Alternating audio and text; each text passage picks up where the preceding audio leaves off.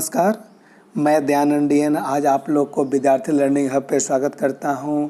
आप सभी को गुड मॉर्निंग, आदाब, सत श्री अकाल।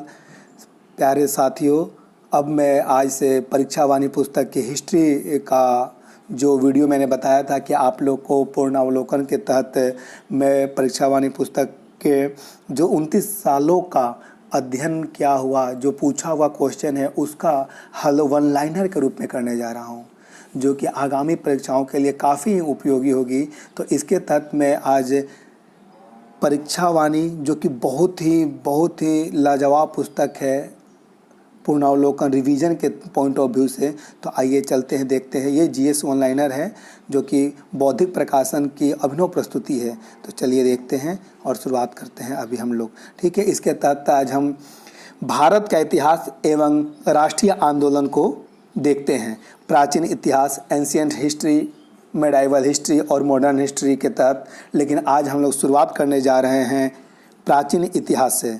तो प्राचीन इतिहास में सर्वप्रथम हम लोग देखेंगे क्या, प्री हिस्टोरिक पीरियड, जिसको हम लोग प्रागैतिहासिक काल भी कहते हैं, ठीक है। इसके तहत जो पूछे हुए क्वेश्चन है जो कि एग्जाम में अक्सर आते हैं, तो उसको देखते हैं, ठीक है। तो भारत में प्रथम पुरापाषाणिक उपकरण की खोज करने वाले रॉबर्ट ब्रूसफूट थे। तो वो रॉबर्ट ब्रूसफूट के बारे में पूछा जा रहा है कि वो क्या थे जो कि भारत में प्रथम पाषाणिक उपकरण की खोज की थी। तो वो एक भूगर्भ वैज्ञानिक और पुरातत्वविद थे।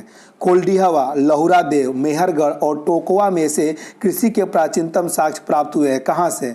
तो कोल्डिहवा, लहुरादेव, मेहरगढ़ और टोकवा में से कृषि के प्राचीनतम साक्ष्य जो प्राप्त हुए हैं वो लहुरादेव से हुए हैं। कहाँ से हुए हैं?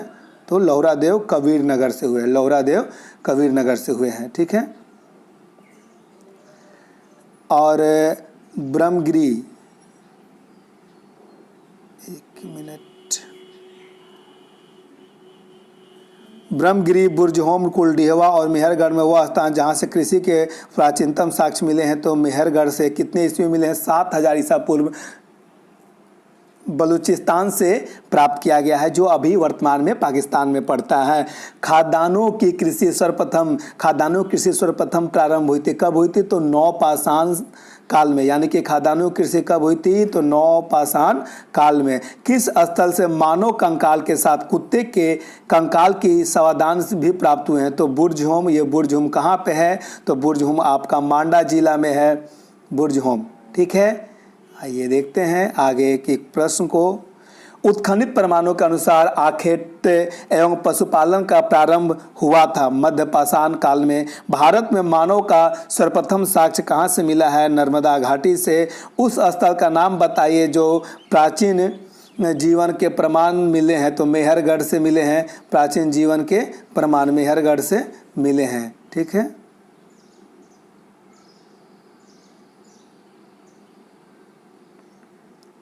मेहरगढ़ से मिले हुए हैं।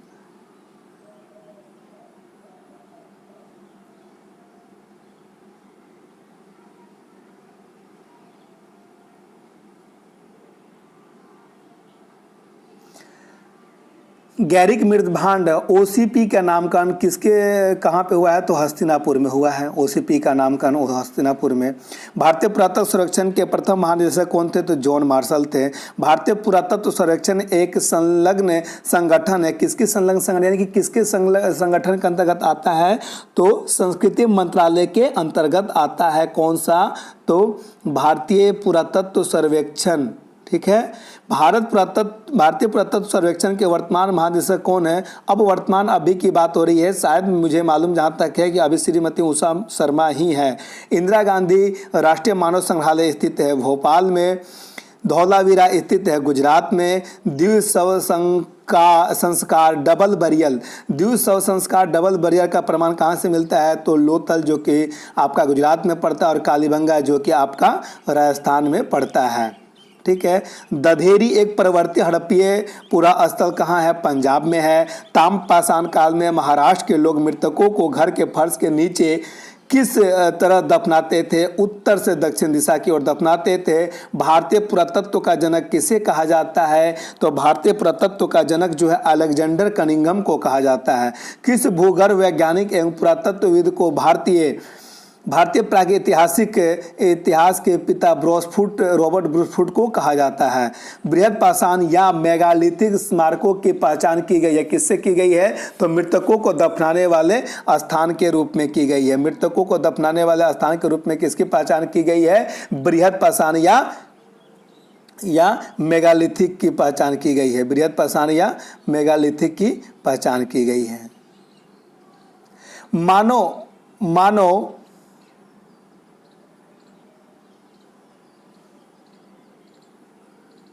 एक मिनट, ये गड़बड़ हो जाता है। अच्छा, मानव द्वारा सर्वप्रथम प्रयुक्त अनाज क्या था? तो जौ था। राख का टीला किस नवपाषाणिक स्थल से संबंधित है? संगनकल्लू से संबंधित है। भारत के किस आरंभिक पुरापाषाण युग के शिलाश्रय से सर्वाधिक चित्र प्राप्त हुए हैं? भीमबेटका से सर्वाधिक चित्र प्राप्त हुए हैं। नवदा टोली मध्य प्रदेश का उत्खनन किसने किया? Professor HD. सांकलैन ने किया था। किसको चारकोलिथिक युग भी कहा जाता है? तो ताम्रपाषाणिक संस्कृति को चारकोलिथिक युग भी कहा जाता है। कुंभकारी का सर्वप्रथम प्रमाण कहाँ से मिला है? तो नवपाषाण संस्कृति से मिला है। कुंभकारी का सर्वप्रथम प्रमाण जो मिला है नवपाषाण संस्कृति से मिला है। ठीक है, अब देखिए,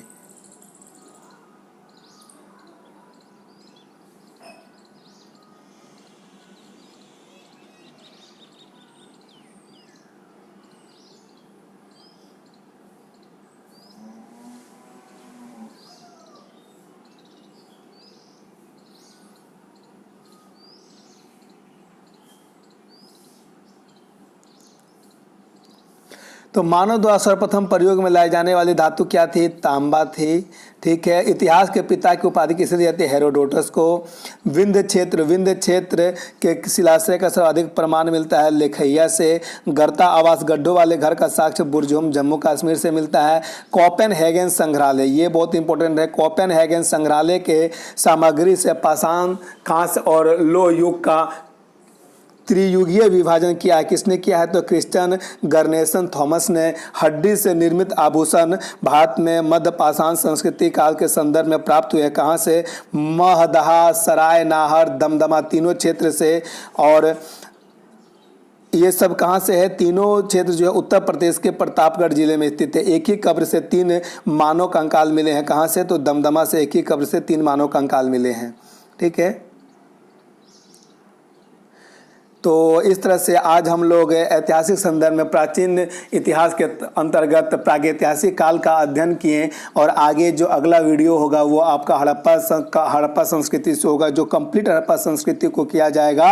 और संभवतः ये इतिहास जो है प्राचीन इतिहास 4 से 5 दिन में मैं ख़त्म कर दूंगा।